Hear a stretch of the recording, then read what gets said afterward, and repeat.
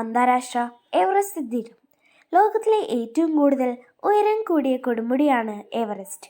Everest എന്ന് കേൾക്കുമ്പോൾ എല്ലാവർക്കും തന്നെ ഒരു അത്ഭുതം തന്നെയാണ്.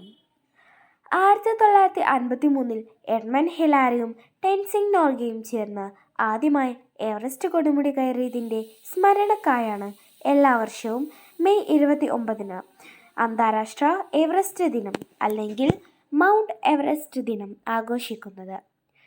ഈ ദിനം ആഘോഷിക്കുന്നത് ആ വലിയ കൊടുമുടി കയറാൻ ശ്രമിച്ചവരുടെ ധൈര്യവും സഹിഷ്ണുതയും തിരിച്ചറിയാനും അവരുടെ ലക്ഷ്യങ്ങൾ നേടുന്നതിനായി ജീവിതത്തിൽ അപകട സാധ്യതകൾ ഏതു തന്നെ വന്നാലും അതിനെ നേരിടാൻ മറ്റുള്ളവരെ പ്രേരിപ്പിക്കാനും ഉള്ള അവസരമാണ്. 1953 മുതലുള്ള വിവരം കണക്കിലെടുത്താൽ 2024 ജനുവരി വരെ 6664 വ്യത്യസ്ത ആളുകൾ 11,996 ശ്രമങ്ങളാണ് എവറസ്റ്റ് കീഴടക്കാനായി നടത്തിയിട്ടുള്ളത്. നേപ്പാളിലെ 8,350 ശ്രമങ്ങൾക്കിടെ 217 മരണവും ടിബറ്റിലൂടെയുള്ള 3,646 ശ്രമങ്ങൾക്കിടെ 110 മരണവുമാണ് റിപ്പോർട്ട് ചെയ്യപ്പെട്ടിട്ടുള്ളത്.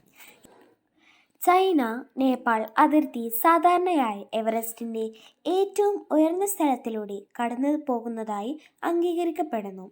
ഇത് 8,848.86 മീറ്റർ ഉയരത്തിൽ എത്തുന്നു. ഇത്രയും പറഞ്ഞുകൊണ്ട് ഈ കുഞ്ഞു വിവരണം ഇവിടെ നിർത്തുകയാണ്.